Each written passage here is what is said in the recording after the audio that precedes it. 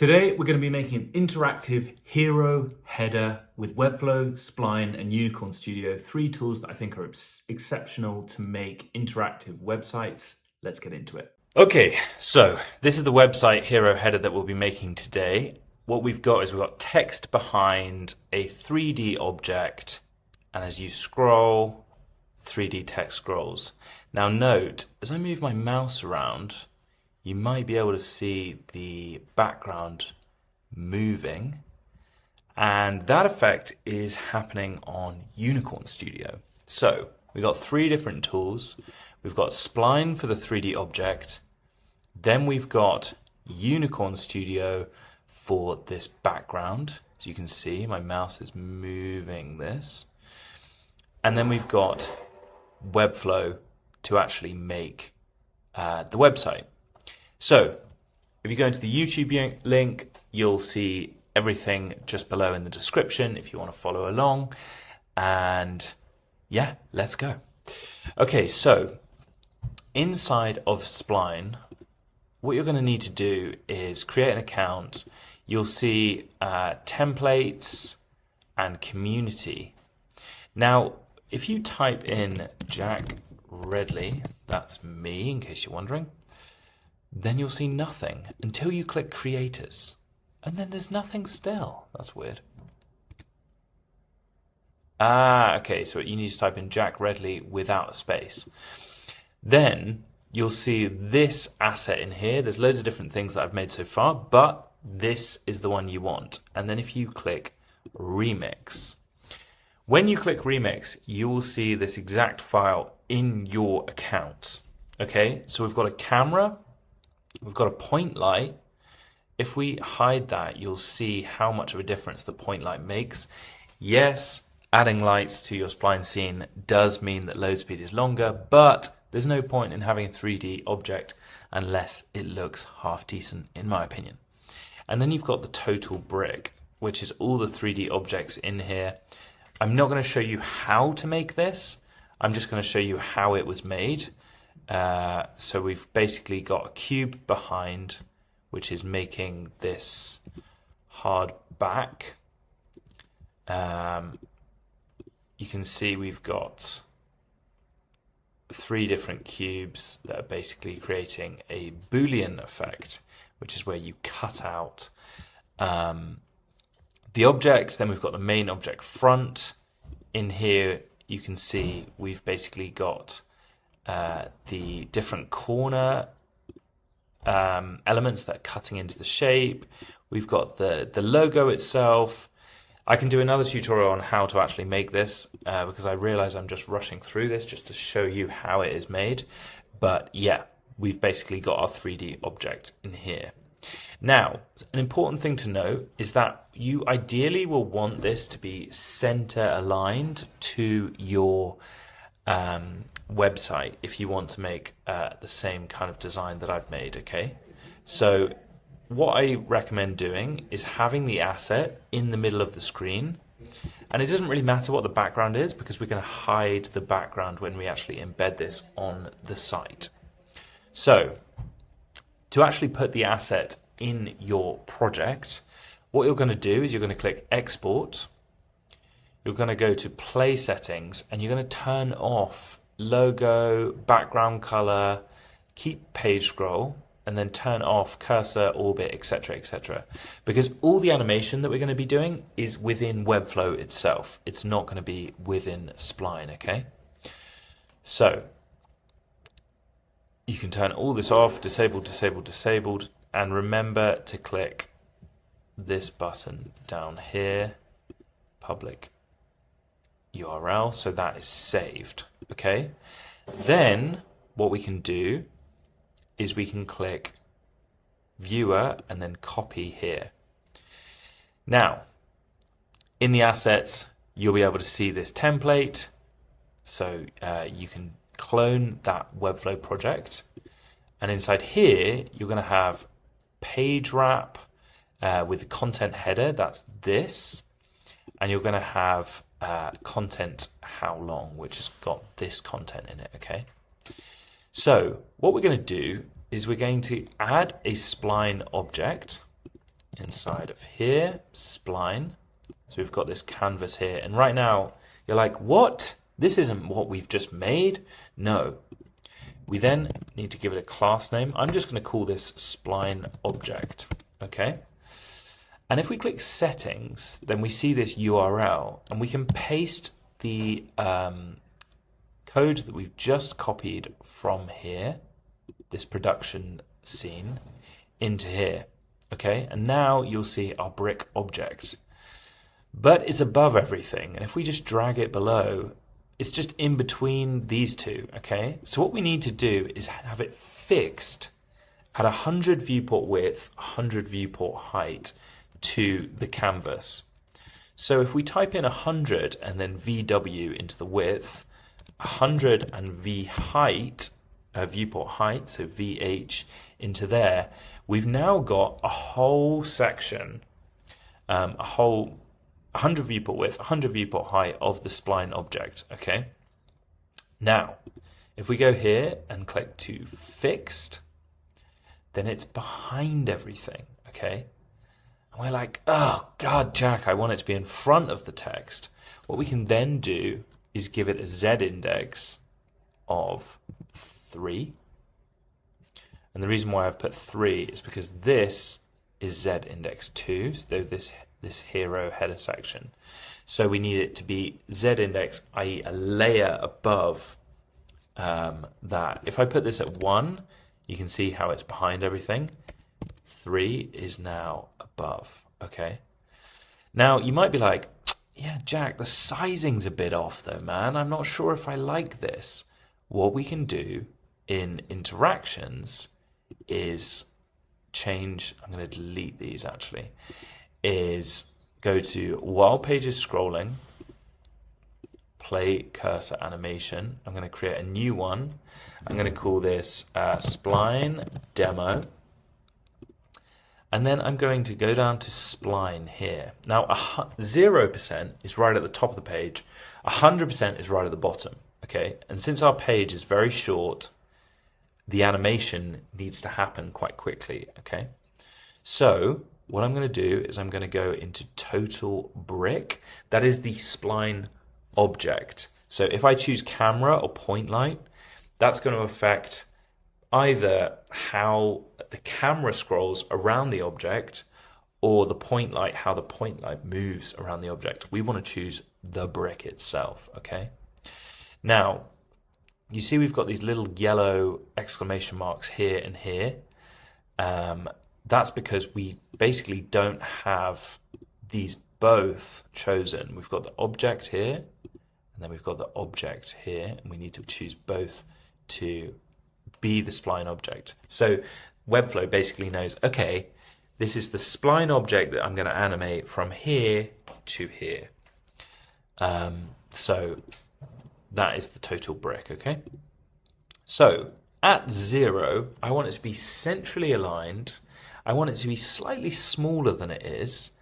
And I'm going to want it to turn as I scroll down the page, okay? So if we choose 0, then that's right in the middle for the x-axis.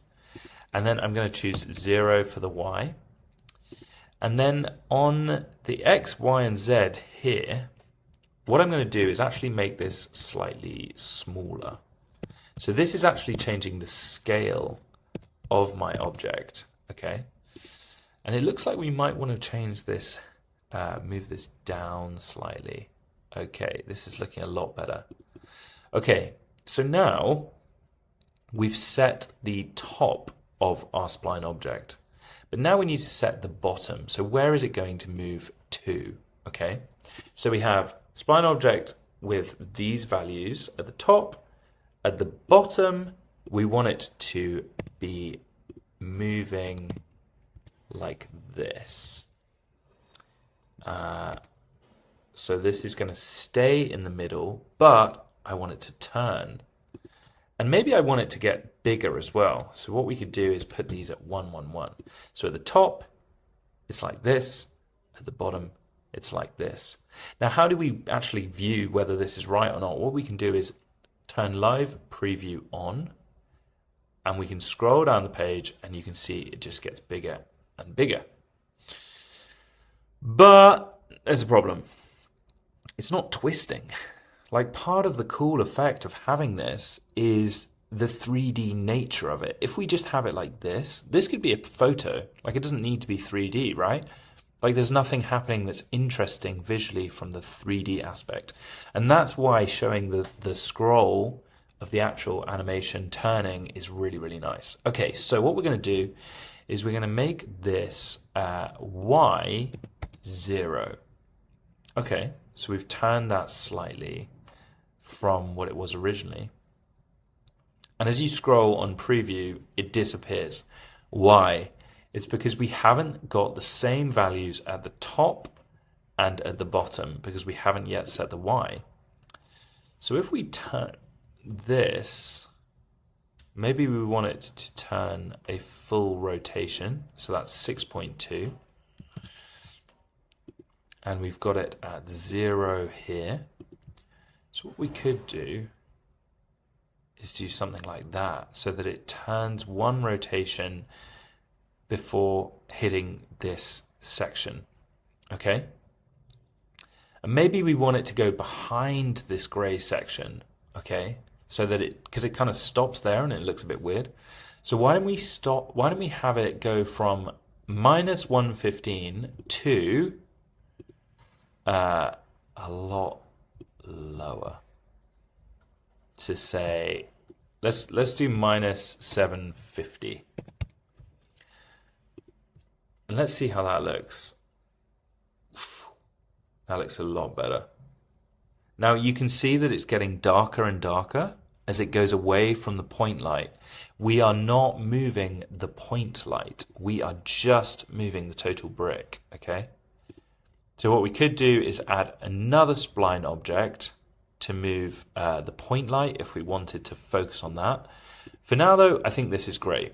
We've got a very simple animation in Spline which works really nicely just to give a sense of movement to the hero header of the scene. Okay, so that's the first bit. We've done the Spline object, we've got this asset, we've put it into our Webflow project, but then we want that Unicorn Studio, that final touch with the animation of the mouse movement. You see this really subtle. In fact, I can turn it up so you can really see what I'm doing. If I turn the stipple up, you see we've got this. Stipple's a funny word, isn't it? In fact, let's even change the beam color. And the glyph diver. Okay, so I'm kind of messing this up as I show you this, but maybe you can see that a lot clearer. We've got a mouse movement coming in hot there. Okay, so again, you can just duplicate this if you want below, but in fact, let me just change all this back. I'm just going to hit Command Z to get us back to normal. Okay, great. So we've got a little bit of movement there. Nice. How is this working? We've got a background color of just full-on white, and then we've got noise fill. In fact, if I turn these off and add them one by one, you can, like I said, you can duplicate this or you can just build this yourself and tweak things as you go. So we've got this background, and then we've got this noise fill that I'm adding here. So I'm not sure if you can really see this on the screen, but there's this kind of subtle noise effect happening. Then we've got the beam. So the beam is this dark color. If I change this, then you might be able to see it a little bit better. Okay, so what I've got is hard light, but if we change this, then you'll see the noise fill below and how the beam color is affecting that. One really important thing to say in Unicorn Studio is you can dramatically change how your scene looks by just playing around. You know, add layers, change blend modes, change opacity colors, etc. And you'll see how quickly things change. And then we've got this glyph dither preset, which is actually I'm actually editing a file that I found previously on Unicorn Studio. So this is a preset that I think is just naturally on Unicorn Studio. And then we've got this beam, which is coming in at the top and the bottom. If we change the scale, you can see how dramatically that changes. I actually had this on 500. So this is basically just right in the middle of the screen. And I can move this, but I want to keep that just right in the middle. And then we've got this chromatic dither. So this is actually adding a little subtle layer of movement coming in. If I change the speed here, you might be able to see how much this is maybe giving you a headache. So I've just got a subtle 25, which is giving it a tiny bit of movement. Then we've got this vignette coming in. Again, if I change the color of this, you'll see what that's doing. It's basically giving a white area around the edge, and then the middle has more of the focus, because I wanted the focus of this to be on the object. And then I've got this stipple, which is just giving it a kind of like, I don't know, like a 90s texture. You might remember that on this website, I wanted to have like a kind of hark back to simpler times. And I thought it would be cool to have like a kind of pixelated texture to it. So that's how this is all looking. And if we put it all together and click the play button, this is what comes out, okay? Okay, this is ready to now put into the website. So what we're going to do is we're going to click export. Then we can just click HTML, and that is copied. Now, let's go back to here. I'm going to click into Unicorn Studio, and I'm going to paste in this. Okay, so we've got width. I'm going to change this to 100 viewport width. I'm going to change this to height, 100 viewport height. And then we're going to click save and close. So let's click publish and see if this works.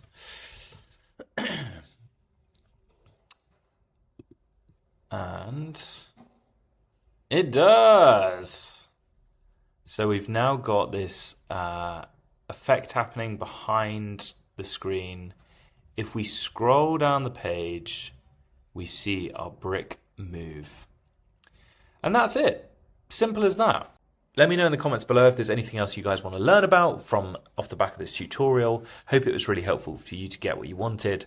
I've also got a Substack where I talk about 3D things, if that's of interest. And I'll be sharing a lot more on YouTube too in the coming months. Cheers, bye, have a great day.